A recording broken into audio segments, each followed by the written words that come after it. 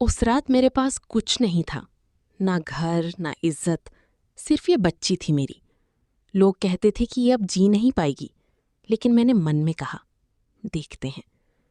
ये कहानी है सुमन की, 1994 के एक छोटे से गांव की, जो टूटी पर झुकी नहीं। मेरा बचपन बहुत अच्छा था। माँ थी, खेत थे और सुनहरी धूप थी। मुझे क्या पता था कि ये सब एक दिन बदल जाएगा। माँ रोज कहती थी, बेटा, औरत को मजबूत होना पड़ता है। तब समझ नहीं आया, पर बाद में आ गया। शादी के लिए जब रिश्ता आया तो घर वालों ने कहा, ये सबसे अच्छा रिश्ता है। पिताजी ने कहा, हाँ, पर हमें पूरी तरह से सोचना होगा, परिवार बहुत अच्छा है। जब मैं 16 साल की थी, तब एक दिन घर में मेहमान आए। सब तय हो गया। मैंने माँ से कहा, माँ, मैं पढ़ना चाहती हूँ। माँ की आंखें भर आईं। वो बोली, बेटा, हमारे पास पैसे नहीं हैं। शादी की रात मेरे हाथों में मेहंदी थी। सब खुश थे, पर मैं डरी हुई थी। फेरों के वक्त मैंने उनका चेहरा देखा। उनकी आंखों में वो प्रेम नहीं था जो होना चाहिए था। जब विदाई के समय माँ ने हाथ छोड़ा, मुझे लगा जैसे पैरों के नीचे से जमीन खिसक गई हो, पर मैं मुस्कुराती रही। औरतें यही करती हैं। ससुराल का दरवाजा पार किया तो सासू माँ ने मुझे ऊपर से नीचे तक देखा और कहा, कमजोर लगती है। पहले ही दिन से काम शुरू हो गया। सुबह 4 बजे उठो, चूल्हा जलाओ और चाय बनाओ। मैं रोज उनके लिए मन से खाना बनाती। वे खाते और उठ जाते। एक बार भी नहीं पूछा कि तुमने खाया। सास रोज कुछ ना कुछ नुक्स निकालती। रोटी कच्ची है, घर साफ नहीं है, तो किसी काम की नहीं है। रात को मैं माँ को चिट्ठी लिखती थी, पर कभी भेजती नहीं थी। डर लगता था कि कहीं उन्हें दुख ना हो। धीरे धीरे पति को शराब की लत लग गई। पहले हफ्ते में एक बार, फिर रोज। एक रात उन्होंने चिल्लाकर कहा, तुमने फिर से मेरी बात नहीं मानी। मैंने मिन्नत की, मैंने क्या किया, प्लीज शांत हो जाओ। वे और भड़क गए, शांत? तुम हमेशा बहाने बनाती हो। बच्ची रोने लगी।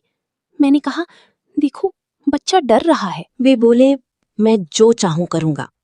मैंने बच्ची को सीने से लगा लिया और सोचा कि इसे कुछ नहीं होने दूंगी। जब कभी माँ के घर जाती तो 2 दिन चैन से जी लेती थी, पर वापस आते वक्त पैर नहीं उठते थे। एक दिन पिताजी बहुत बीमार पड़ गए। मैंने पति से कहा, मुझे जाने दो। उन्होंने मना कर दिया। उस दिन मैं अंदर से टूट गई, पर किसी को दिखाया नहीं। औरतें यही करती हैं ना, अंदर से टूटती हैं और बाहर से मुस्कुराती हैं। जुआ भी शुरू हो गया। जो कमाते वो भी हार जाते। घर में फाके पड़ने लगे। वे कहते, फिर हार गया, अरे किस्मत खराब है, बस अब और नहीं खेलता। मैंने चुपके से एक एक पैसा बचाना शुरू किया। पता नहीं था कि कब काम आएगा, पर लगा कि बचाना जरूरी है। एक दिन उन्हें वे पैसे मिल गए। उन्होंने गुस्से में मटका तोड़ दिया और बोले, मेरे घर में चोरी करती है। मैंने रोते हुए कहा, वो मेरा ही पैसा था। नहीं, ये मेरा पैसा है, झूठ बोलती है, तूने छुपाया। मैंने नहीं चुराया, वो घर के खर्च के लिए था। तुम्हारी वजह से सब बर्बाद हो गया। नहीं, मैंने कुछ नहीं किया। झूठ बोलती हो, तुम्हारी ही गलती है। बताओ, और क्या छिपा रही हो? मुझ पर विश्वास कीजिए। बस करो, निकाल दो इसे। इस घर में तेरी जरूरत नहीं, निकल जा। मेरे पांव जम गए। मैंने उनकी तरफ देखा, एक बार उम्मीद से देखा, पर उन्होंने अपना मुंह फेर लिया। मैंने कुछ नहीं कहा। एक फटे हुए कपड़े की पोटली बांधी, बच्ची का हाथ थामा और घर से निकल पड़ी।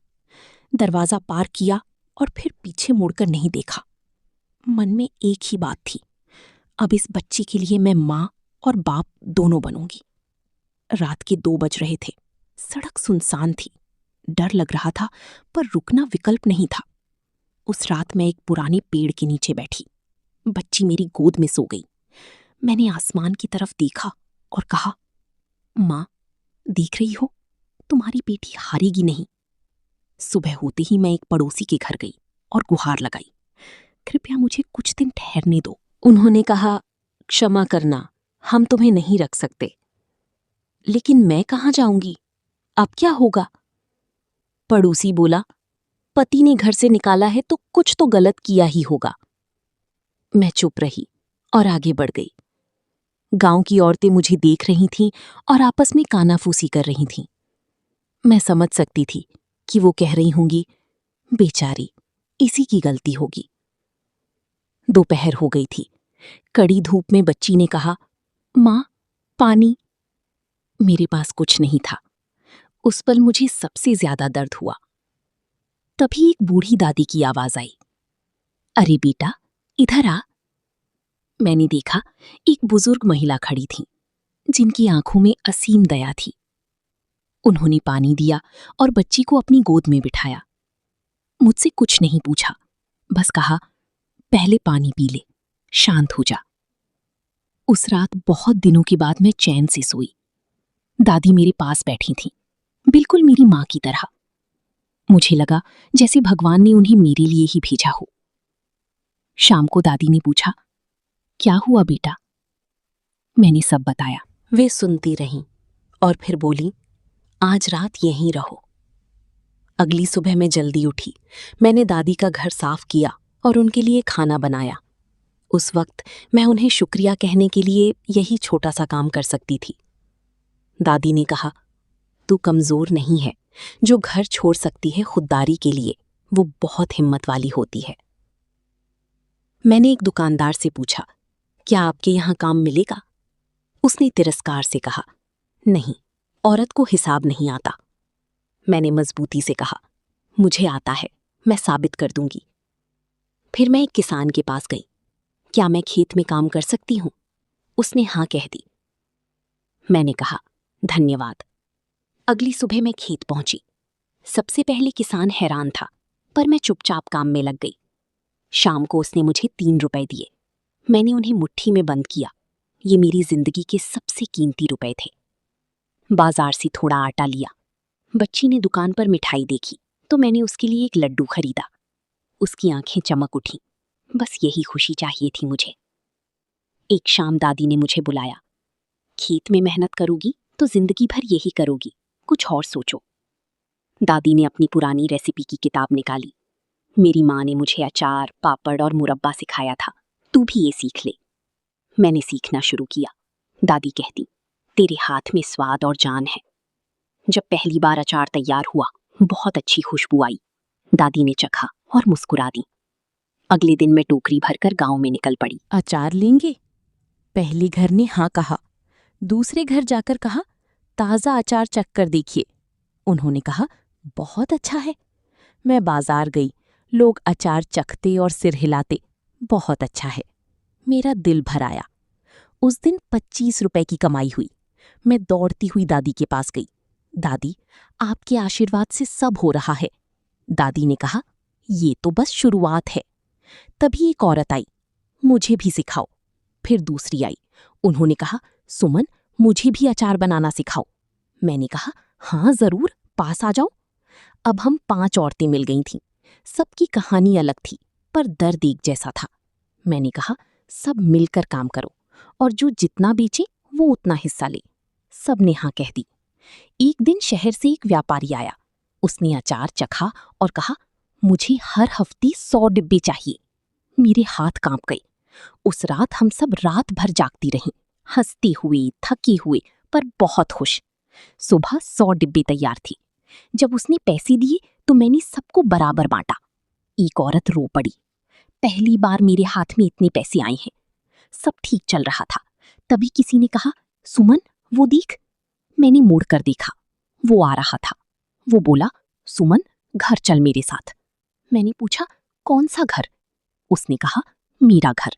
बच्ची को देख, वो अपने बाप को पहचानती भी नहीं। उसने हाथ बढ़ाया तो बच्ची और पीछे हो गई। मैंने कहा, तुमने मुझे रात को घर से निकाला था। वो बोला, माफ कर दो, धीरे बोलो, गांव देख रहा है। मैंने जवाब दिया, हाँ, गांव देख रहा है। जब निकाला था तब भी देख रहा था। तब क्यों नहीं सोचा? बस अब चुप रहो। उसने कहा, नहीं, मेरी बात सुनो। मैंने कहा, नहीं, अब तुम्हें सच सुनना होगा। तभी दादी आगे आई। बेटा, जो पेड़ को काट कर जाता है वो वापस आकर उसकी छांव नहीं मांगता। पति चुप हो गया। दादी ने कहा, हम सब इसके साथ हैं। वो पलटा और चला गया। बच्ची ने पूछा, माँ, वो कौन थे? मैंने कहा, कोई नहीं बेटा, चलो। उसने पूछा, तुम डरी नहीं? मैंने कहा, डर तो लगा पर दिखाया नहीं। बच्ची बोली, माँ, मुझे डॉक्टर बनना है। मैंने वादा किया, तुम जरूर बनोगी। अगले दिन एक और महिला आई, सुमन, मुझे भी काम दो। मैंने कहा, कल से आ जाओ। ये रजिस्टर देखो, जो आए वो लिखो, जो जाए वो लिखो। उसने कहा, पर मुझे लिखना नहीं आता। मैंने कहा, सीख लेंगे। उस औरत ने 50 साल की उम्र में पहली बार अपना नाम लिखा और कहा, ये नाम अब कभी नहीं मिटेगा। काम बढ़ने लगा। गांव के कुछ लोग कहने लगे, ये औरतें हमसे ज्यादा पैसे कमा रही हैं। सरपंच जी आए, सुमन, ये क्या चला रखा है? मैंने कहा, काम चला रखा है सरपंच जी, कोई गलत काम नहीं। सरपंच ने हिसाब देखा, ये सब तुमने खुद लिखा? मैंने कहा, हाँ, और ये औरतें मेरे साथ हैं। सरपंच जी बोली, ठीक है, पर शोर मत करो। मैंने जवाब दिया, सरपंच जी, काम करने वाले शोर नहीं करते। तभी वहां एक व्यक्ति आया, यहाँ कोई सुमन है? मैं अखबार वाला हूँ, मैं आपके समूह के बारे में लिखने आया हूँ। ये सब आपने कैसे शुरू किया? जब सब बंद हो जाए तो इंसान खुद रास्ता बनाता है। माँ, तुम अखबार में हो? मैंने कहा था ना, ये लड़की कुछ करेगी। दादी की आंखों में चमक थी। हाँ दादी माँ, बहुत अच्छी हैं। हाँ बेटा, हम सबके लिए गौरव है। तभी भीड़ से एक आवाज आई, बेटा माफ कर दे। सुमन ने शांत स्वर में कहा, अंदर आइए, हमने बहुत गलत किया तेरे साथ। आने वाले शख्स ने सिर झुका लिया। सुमन ने सहजता से कहा, चाय लीजिए। माँ, आप यहां? सुमन ने चौंक कर पूछा। हाँ बेटी, मुझे बहुत खुशी हुई। ये सब तूने किया? हाँ माँ। अकेले? नहीं, इन सबके साथ। माँ फूट फूट कर रोई। मैंने सोचा था तू टूट जाएंगी। सुमन ने माँ के आंसू पोंछते हुए कहा, माँ, तुम्हारी बेटी हूं, तुमसे टूटना नहीं सीखा। उस साल भयंकर सूखा पड़ा। गांव वाले परेशान थे। सुमन, इस बार क्या होगा? घबराओ मत, कुछ सोचती हूं। वो रात भर जागी, हिसाब लगाती रही। जब सुबह उठी तो उसके पास एक रास्ता था।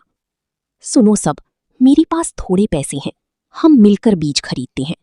फसल आएगी तो सब आपस में बांट लेंगे। किसी ने पूछा, तुम ऐसा क्यों करोगी? सुमन ने मुस्कुराकर कहा, क्योंकि ये गांव मेरा है। एक बुजुर्ग ने आगे बढ़कर कहा, मेरे पास 10 रुपए हैं। दूसरे ने कहा, मेरे पास 5 काफी है। चलो खेत में काम शुरू करो। गांव का एक दबंग व्यक्ति सुमन के पास आया और बोला, सुमन, पहले मैं तुम पर हंसा था, क्या तुम मुझे माफ करोगी? समय बीतता गया। एक रात मां ने कहा, सुमन, सो जाओ, तू पढ़ रही है तो मुझे नींद नहीं आती। सुमन, मैं जरूर पास होंगी। मुझे पता है बेटा। नतीजे के दिन सुमन दौड़ती हुई आई। माँ, माँ, क्या हुआ? पहला नंबर आया मेरा। पूरे गांव में खुशी की लहर दौड़ गई। सुमन ने अपनी बच्ची को गोद में उठा लिया। लोग कहने लगे, अरे मिठाई खिलाओ। टीचर ने सलाह दी, इसे शहर के स्कूल में भेजना है। माँ ने चिंता जताई, खर्चा बहुत है। सुमन ने हिम्मत दी, जुगाड़ हो जाएगा। सुमन दिन रात मेहनत करने लगी। किसी ने पूछा, इतना काम क्यों? बच्ची को शहर भेजना है। पैसे हैं? होंगे। विदाई का समय आया। माँ, रोना मत। नहीं रो रही, बस आंखों में धूप है।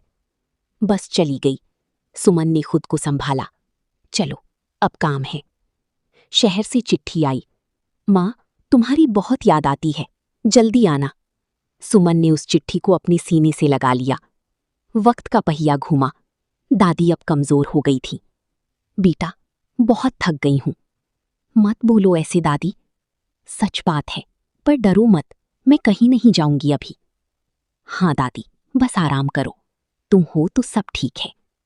दादी ने सुमन का हाथ थाम कर कहा, मुझे डर था कि तू नहीं संभलेगी, और अब डर नहीं है, तू तो पूरे गांव को संभाल रही है। सुमन से पूछा गया, ये सब कितने लोग चलाते हैं? हम 12 औरतें, पुरुष नहीं। जरूरत नहीं पड़ी। एक दिन अधिकारी आए और बोले, ये लो सरकारी मान्यता, अब तुम्हारा समूह आधिकारिक है। सब सखियां खुश हो गईं। सुमन, अब हम असली बन गए। काम बढ़ता गया। सुमन, अब तो ये बड़ी जगह है। हाँ, पर काम भी बड़ा होगा। हम तैयार हैं। मुझे पता था ये गांव का माल है, पर शहर में सबसे ज्यादा बिकता है। आखिर गांव की मिट्टी में जान है। लोग बातें करने लगे। जानते हो, सुमन की कंपनी अब शहर तक पहुंच गई है। उसका पूर्व पति चुप रहा, कुछ बोल नहीं पाया। अंत में उसने हिम्मत जुटाकर कहा, सुमन, मुझे माफ कर दो। सच में माफ किया। सच में? हाँ, पर तुम वापस नहीं आओगे। माफी और मौका दोनों अलग होते हैं। वापस क्यों नहीं लिया? क्योंकि मैं अब वो पुरानी सुमन नहीं हूं। एक दिन सुमन नई जमीन पर खड़ी थी। ये जमीन तूने खरीदी? दादी ने पूछा। हाँ, अपने पैसों से। यहां घर बनेगा? हाँ, अपना घर। कितने दिन लगेंगे? जितने भी लगें, पर इस बार कोई हमें यहां से निकालेगा नहीं। पहली ईंट रखी गई। भगवान करे ये घर कभी ना टूटे। नहीं टूटेगा, इसे मैंने बनाया है। जैसी सुमन का व्यक्तित्व बना था, वैसे ही उसका घर भी बना, धीरे धीरे पर मजबूती से। छुट्टियों में बेटी घर आती है। माँ, ये घर क्या तुमने बनाया? हमने बनाया। कब? जब तू पढ़ रही थी। माँ, ये मेरा कमरा? हाँ, सच में। सुमन ने दादी का हाथ पकड़ा। दादी, अब आप यहां रहेंगी। अरे नहीं बेटा, मैंने ये कमरा आपके लिए ही बनाया है। बात खत्म, अब अंदर आइए। बाहर खड़े लोग देख रहे थे। ये परिवार अजीब है, कोई मर्द नहीं, फिर भी पूरा है। गांव वाले उपहार लेकर आई। इतना क्यों लाई? सुमन ने पूछा।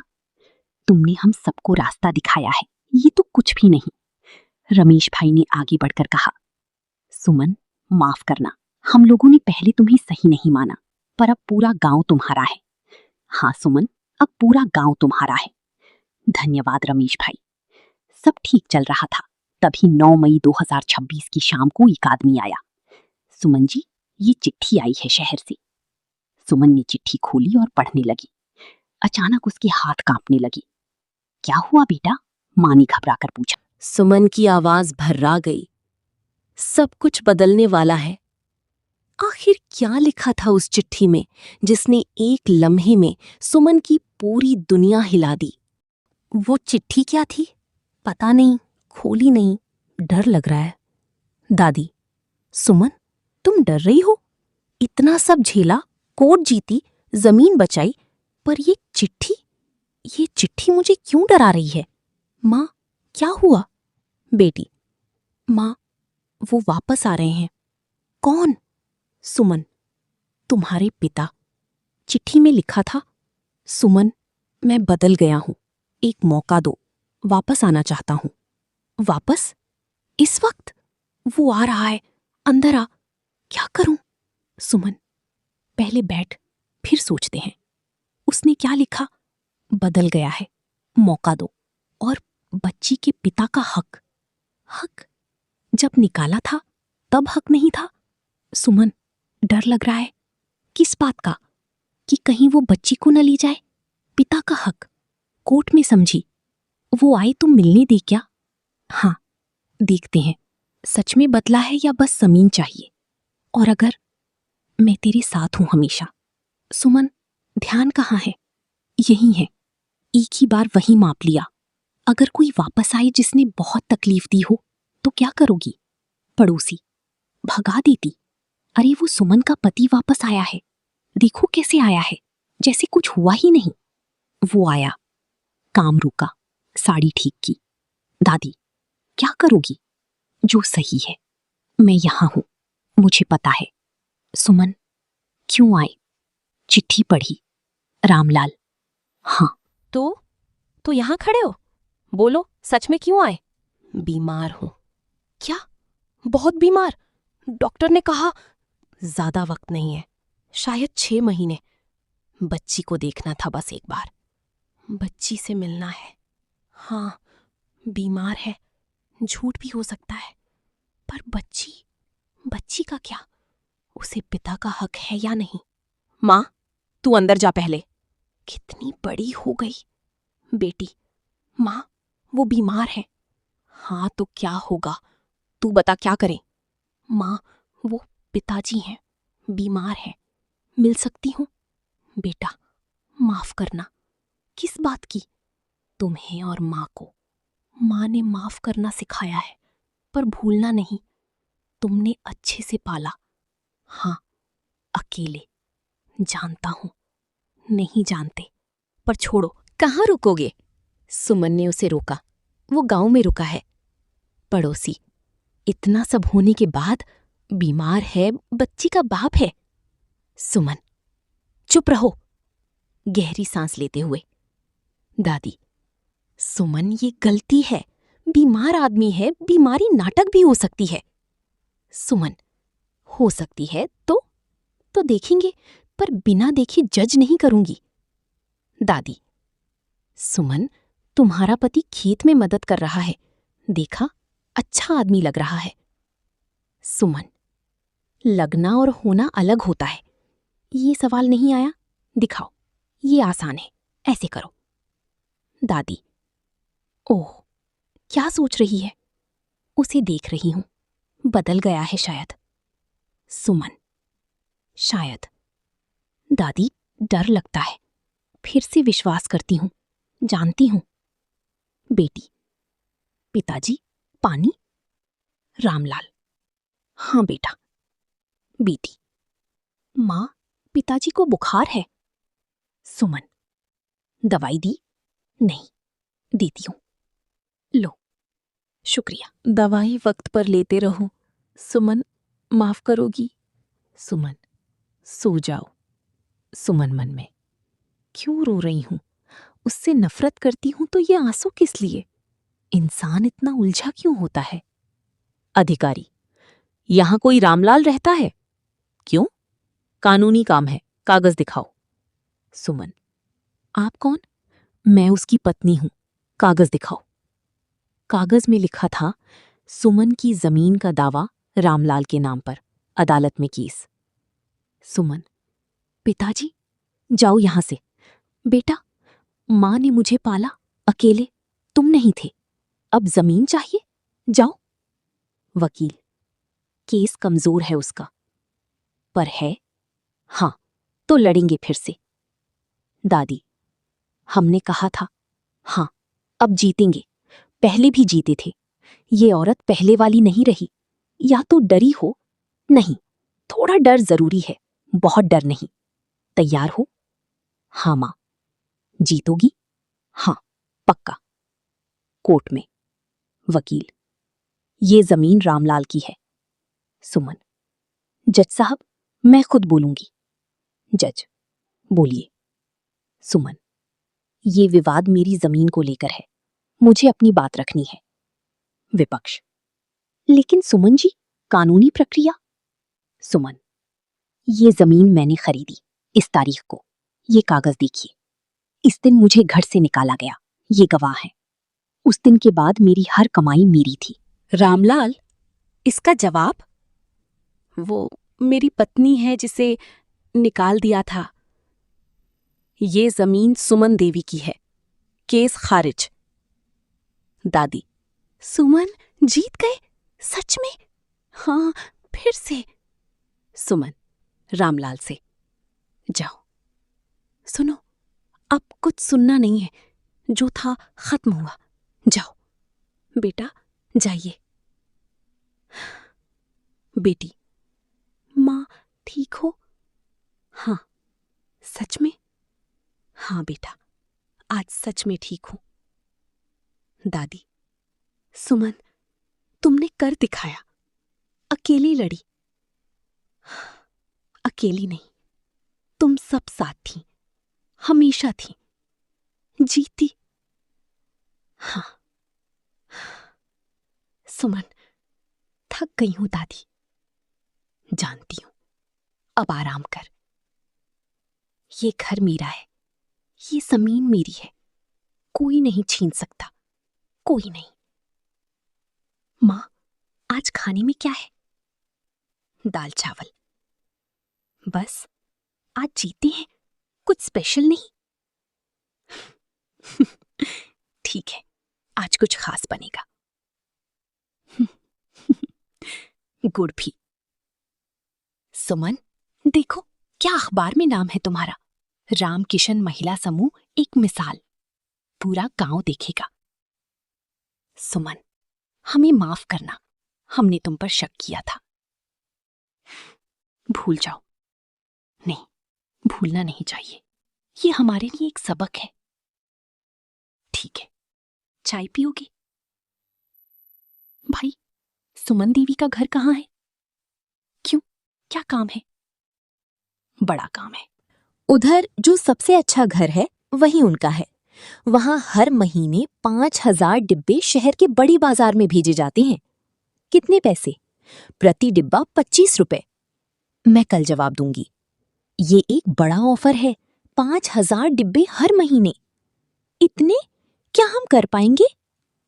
मिलकर करेंगे तो सब संभव है, पर फैसला सबका होगा। बोलो, क्या विचार है? मैंने इसे समझा है और अब हमें सामूहिक रूप से निर्णय लेना है।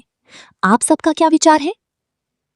एक एक करके सबने अपनी बात रखी और तय हुआ कि कल से 2 गुना काम करेंगे। माँ, अब सब ठीक है? हाँ। पक्का? पक्का। माँ, मैं बड़ी होकर तुम जैसी बनूंगी। नहीं। क्यों? तुम मुझसे भी बेहतर बनोगी। यहां रखी? नहीं, उधर रोशनी ज्यादा है। सुमन, ये जगह पहले से 3 गुना बड़ी है, काम भी 3 गुना होगा। ये सब तूने किया? हमने किया। नहीं, तूने ही किया। इन सब ने तुझे देखकर ही शुरुआत की थी। सुमन, मैं थक गई हूं, थोड़ा और। कितना? जब तक सुमन कही, बस 2 घंटे और। सब तैयार है? गिन लो। 5,000 पूरे हैं।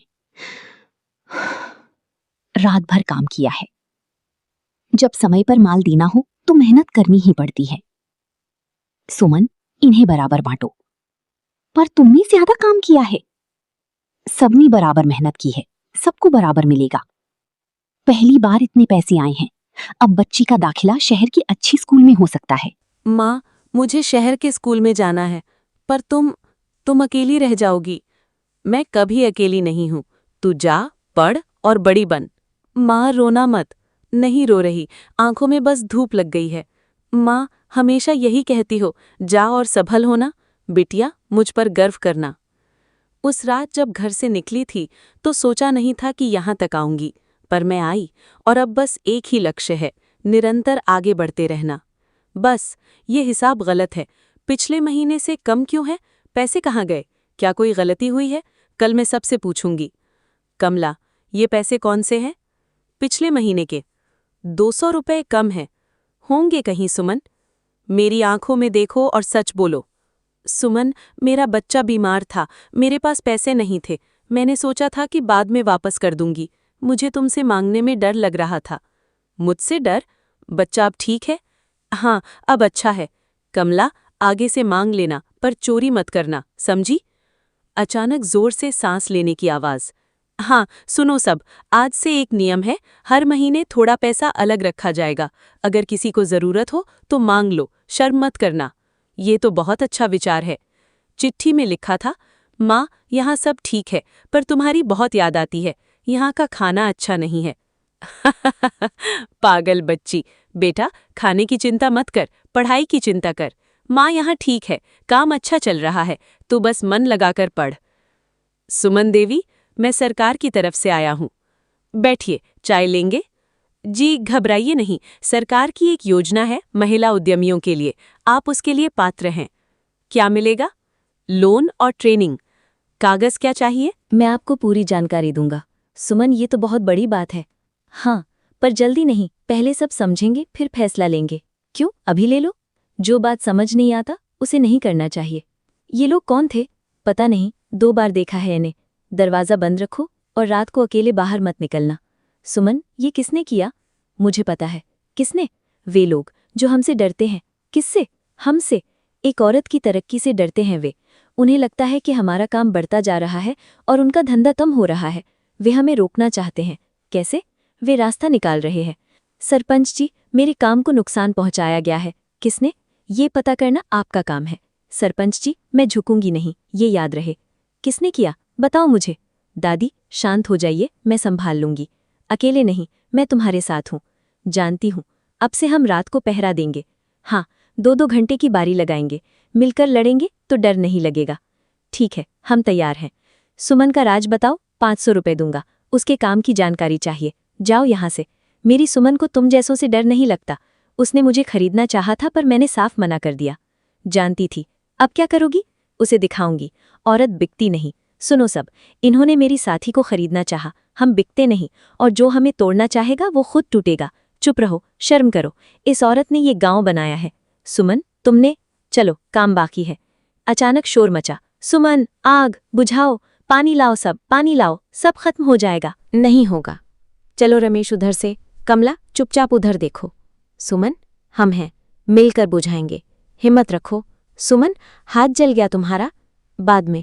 अभी कमला, पहले आग फिर हाथ। आग बुझने के बाद सब शांत था। कितना गया? आधा। आधा बचा? आधा बचा? हाँ, आधा बचा है। काफी है। हाँ, देखा, हाथ जला लिया अपना। दादी ने डांटते हुए कहा। ठीक है दादी, ठीक नहीं है, पागल हो तुम। दादी, चुप रहो, मलहम लगाने दो। गांव में कानाफूसी शुरू हुई। तुमने आग लगाई? मैंने नहीं, देखा है मैंने। लोग सुमन के पास आए। सुमन, क्या करें? सुमन ने शांति से कहा, कानून जाने, मेरा काम न्याय करना नहीं है। सुमन, हम सब मिलकर फिर से बनाएंगे। हाँ, तुमने हमारे लिए किया था, अब हम करेंगे। शुक्रिया। देख, जब कुछ टूटता है तो और मजबूत बनता है।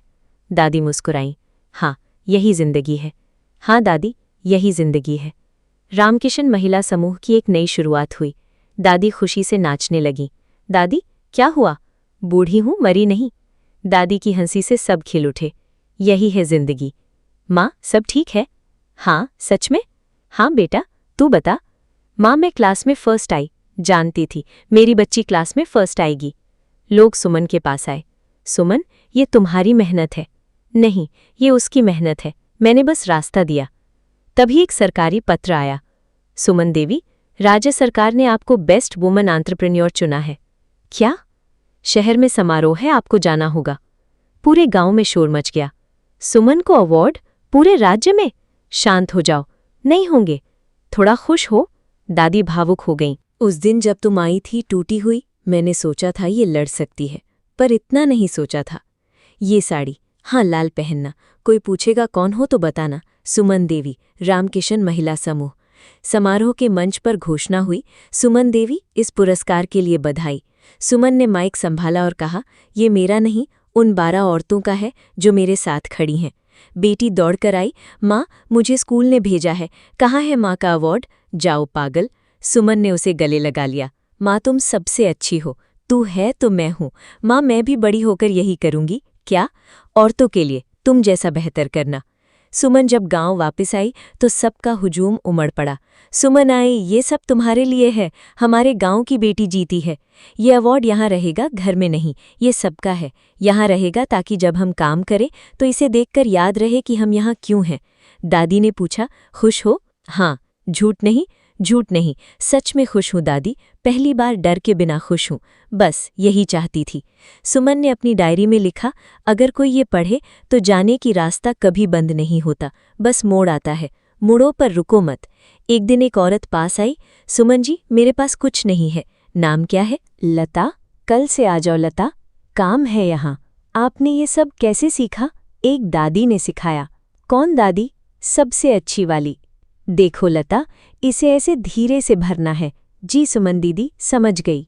यही होता है, एक दीपक से दूसरा जलता है, रोशनी कम नहीं होती, बढ़ती है।